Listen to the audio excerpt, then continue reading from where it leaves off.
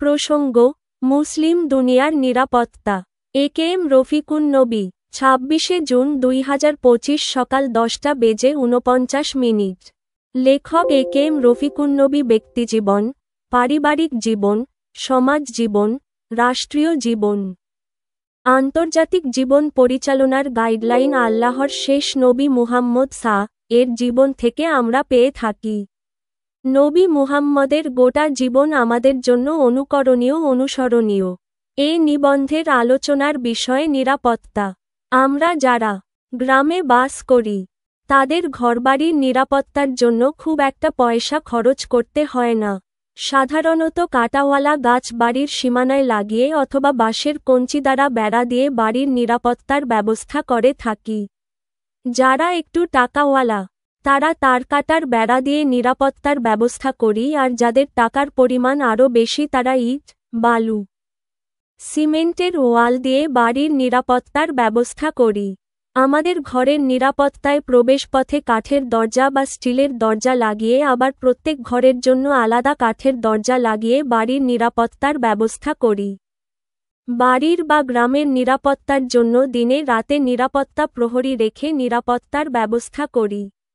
দেশের নিরাপত্তার জন্য দেশের সীমানা ঘুরে কোথাও তারকাটার বেড়া, কোথাও নিরাপত্তা প্রহরী, নৌপথে নৌপ্রহরী দিয়ে নিরাপত্তার ব্যবস্থা করা হয়। যুদ্ধকালীন সময়ে আবার সেনাবাহিনী, নৌবাহিনীর, বিমানবাহিনী দিয়ে দেশের নিরাপত্তার ব্যবস্থা করা হয়। প্রতিবেশী দেশ যদি বন্ধুভাবাপন্ন হয়, তবে সীমানা রক্ষার জন্য উভয় দেশের খরচ কম করলেও হয়। আর যদি প্রতিবেশী দেশ শত্রুভাবাপন্ন হয়, তবে উভয় দেশেরই নিরাপত্তার জন্য ব্যয়বহুল ব্যবস্থা করতে হয়। আন্তর্জাতিকভাবে যদি পরস্পর দেশগুলো বন্ধুভাবাপন্ন হয়, তবে তাদেরও নিরাপত্তার জন্য খরচ কম করলেও হয়। কিন্তু যদি প্রতিবেশী দেশগুলো শত্রুভাবাপন্ন হয়, তবে নিরাপত্তার জন্য প্রচুর ব্যয় করতে হয়। এই ব্যয় কম করলে দেশের না খাওয়া মানুষের ভাত, কাপড়, চিকিৎসার জন্য খরচ করা যায়। প্রতিবেশী দেশ ভারত আমাদের সৎ প্রতিবেশী নয়। তারা শুধুই আমাদের থেকে নিতে চায়, দিতে চায় না। আন্তর্জাতিক নদী পদ্মা তিস্তার পানিপ্রবাহ আটকিয়ে রেখে আমাদের দেশকে পানির উপকারিতা থেকে বঞ্চিত করে রেখেছে। বারবার পানি চুক্তি করলেও চুক্তি অনুযায়ী আমরা পানি পাই না, বরং ফেনী নদী থেকে ভারত খাওয়ার পানির কথা বলে আমাদের পানি নিয়ে যাচ্ছে। ভারতের ওপর দিয়ে প্রবাহিত আন্তর্জাতিক নদ নদীর পানি পাকিস্তান ও বাংলাদেশ পাচ্ছে না। আমাদের অর্থনীতির চাকা ঠিক রাখার জন্য নিত্যপ্রয়োজনীয় চাল, ডাল, পেঁয়াজ, ফলফলাদি মাঝেমধ্যেই আদান প্রদানে বাধার সৃষ্টি করে, স্বাভাবিক গতিধারা ব্যাহত করে। সময়ে সময়ে সীমান্ত রক্ষীদের সাথে গোলাগুলির ঘটনাও ঘটে থাকে। ভারতের নাগরিকরা গরুর গোশত কম খায়, তাই তাদের গরু বিভিন্ন পথে আমাদের দেশে আসে। সুবিধাটা ভারতই বেশি ভোগ করে। তারপরও তারা গরু ব্যবসায়ীদের গুলি করে হত্যা করে। গত ৫৪ বছর যাবৎ ভারত আমাদের থেকে শুধুই নিয়েছে। দেয়ার ব্যাপারে তাদের স্বার্থ রক্ষা করেই আমাদের দেয়। দুঃখের সাথে বলতে হয়, ১৯৭১ সালে যুদ্ধ করে সেক্টর কমান্ডারের দায়িত্ব পালনকারী মেজর আবদুল জলিল মুক্তিযুদ্ধকালীন পাকিস্তানের ফেলে যাওয়া অস্ত্রশস্ত্র ভারতে নিয়ে যাওয়ার সময় বাধা দেয়ার কারণে তাকে জেলে যেতে হয়েছিল।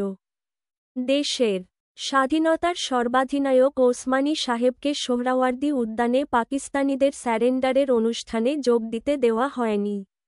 এভাবে মরহুম শেখ মুজিব ও শহীদ জিয়াউর রহমানের অকাল মৃত্যুর জন্য ভারতই দায়ী বলে কথা আছে। বিডিআরের ৫৭ চৌকস অফিসারকে দিনে দুপুরে হত্যা করা দেশের নিরাপত্তার জন্য এক বিশাল ষড়যন্ত্রের অংশ। আমাদের পাশের ছোট্ট দেশ মালদ্বীপ, জনসংখ্যাও খুবই কম, তারপরও মইজ্জু সাহেব ঘোষণা দিয়ে ভারতের সৈন্যবাহিনীমুক্ত দেশ গড়ার প্রত্যয় নিয়ে নির্বাচন করে দেশের শাসনভার নিয়ে ভারতের সৈন্যমুক্ত করে দেশ চালাচ্ছে। তাই আমরাও পারব। আমাদের নিরাপত্তার দায়িত্ব আমরাই পালন করতে সক্ষম হব, ইনশাআল্লাহ।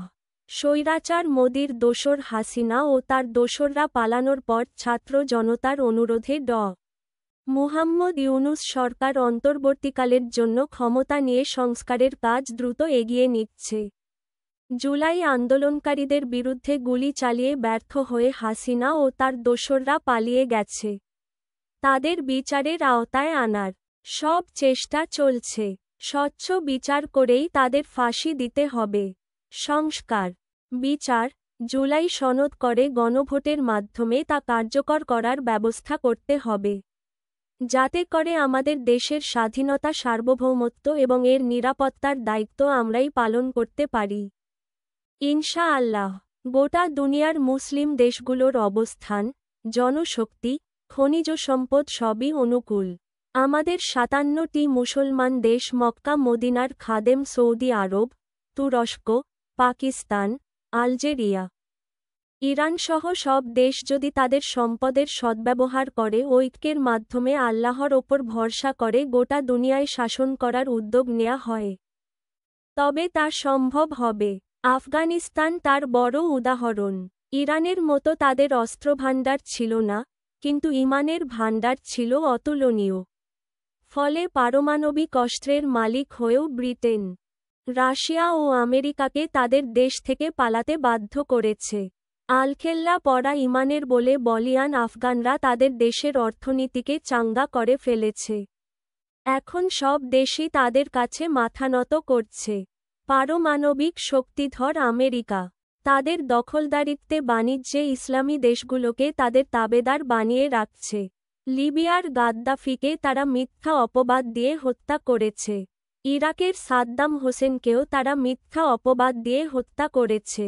এখন লেগেছে ইরানের খামেনিকে হত্যার ষড়যন্ত্রে। মুসলিমদের অনৈক্যের কারণে আমেরিকা মুসলমানদের সম্পদ তাদের কাজে লাগাচ্ছে। এবার দখলদার ইহুদি রাষ্ট্র ইসরায়েলকে দিয়ে মানবতাবিরোধী অপরাধ করে জাতিসংঘের নীতিমালা ভঙ্গ করে। ইরানের ওপর কাপুরুষের মতো রাতের আধারে আক্রমণ করেছে। ইরানের নিরাপত্তা বাহিনীর গোয়েন্দা ব্যর্থতার কারণে সেনাপ্রধানসহ অনেক বিজ্ঞানীকে হত্যা করেছে। বর্তমানে আমেরিকাও জাতিসংঘের নিয়ম ভেঙে রাতের অন্ধকারে ইরানের ওপর জঘন্য আক্রমণ করেছে। আমরা এর তীব্র প্রতিবাদ করছি এবং জাতিসংঘের মাধ্যমে আমেরিকার প্রেসিডেন্ট ট্রাম্পের বিচার দাবি করছি। এবারের ভালো দিক হল চীন, রাশিয়া, পাকিস্তান, উত্তর কোরিয়াসহ পারমাণবিক শক্তিধর দেশগুলো ইরানের পক্ষাবলম্বন করেছে। ৫৭টি মুসলিম দেশের ওআইসি ইতোমধ্যে তুরস্কে বৈঠক করে ইরানের পক্ষাবলম্বন ঘোষণা দিয়েছে। আমরা মনে করি সব দেশেরই নিরাপত্তার দায়িত্ব নেয়ার অধিকার আছে। দখলদার ইসরায়েলের যদি পারমাণবিক অস্ত্র থাকে, তবে কেন অন্য দেশের থাকবে না? বলতে পারেন, এই অস্ত্র সব ক্ষেত্রে ব্যবহার করা যাবে না। জাতিসংঘের আওতায় এই অস্ত্র যাতে অন্যভাবে ব্যবহার না হয়, তার ব্যবস্থা করা যেতে পারে। এবার আমেরিকার জনগণ ট্রাম্পের এই অমানবিক আক্রমণ সমর্থন করেনি। তাই এবার ইরানের পক্ষে দলমত নির্বিশেষে একত্র হলে আমেরিকার দখলদারিত্ব থেকে দুনিয়াকে মুক্ত করা যাবে। এক্ষেত্রে মুসলিম দেশগুলো থেকে আমেরিকার ঔপনিবেশিক সামরিক ঘাঁটিগুলো বন্ধ করে দিতে হবে। আমেরিকা কয়েকশত মাইল দূর থেকে আমাদের ওপর মল্লিপনা করবে, তা সহ্য করা যাবে না। দেশের ভেতর ও বাইরের চাপে ইতোমধ্যেই ট্রাম্প পিছু হটতে বাধ্য হয়েছে। কাতার ও ইরাকে আমেরিকার ঘাঁটিতে ইরানের আক্রমণের ফলে যুদ্ধ বন্ধ করতে বাধ্য হয়েছে। ইসরায়েল ও ইরানের নেতাদেরকে যুদ্ধ বন্ধের তাগিদ দিয়েছে। প্রমাণ হয়েছে ইমাম খামেনির আল্লাহর প্রতি ঈমান, সাহস ও নেতৃত্বের দৃঢ়চেতা মনোবল দেখে দখলদার আমেরিকা ও ইসরায়েলের মনোবল ভেঙে গেছে। আমাদের সম্পদ, জনশক্তি সঠিকভাবে কাজে লাগিয়ে মহান আল্লাহর ওপর ভরসা রেখে আল কুরআন এবং হাদিসের আলোকে আমরা মুসলিম শাসকরা ঐক্যবদ্ধ হয়ে গোটা দুনিয়ার নেতৃত্ব আমরাই দেব এ প্রতিজ্ঞা করে ওআইসির মাধ্যমে সবার অধিকার নিশ্চিত করে আবার খেলাফতের দিকে আমরা নিয়ে যেতে চাই। আমাদের জনশক্তিকে বিজ্ঞান, মরণাস্ত্র থেকে শুরু করে তাদের প্রশিক্ষণ দিতে হবে। দুনিয়ার অনেক বৈজ্ঞানিক যন্ত্র আবিষ্কার ও উদ্ভাবন মুসলমানরাই করেছে। আমরা আবার দুনিয়ায় প্রাধান্য বিস্তার করে মহান আল্লাহর শাসন কায়েম করে আখিরাতের পথ পরিষ্কার করতে চাই। আমাদের অভিভাবক মহান আল্লাহ আর তিনিই আমাদের সাহায্যকারী। তার কাছেই আমাদের জবাবদিহি করতে হবে। ভালো কাজের জন্য আখিরাতে রয়েছে সীমাহীন জান্নাত, যার শেষ নেই, সেখানে কোনো অভাবও নেই। লেখক, সাবেক সিনেট সদস্য, ঢাকা বিশ্ববিদ্যালয়।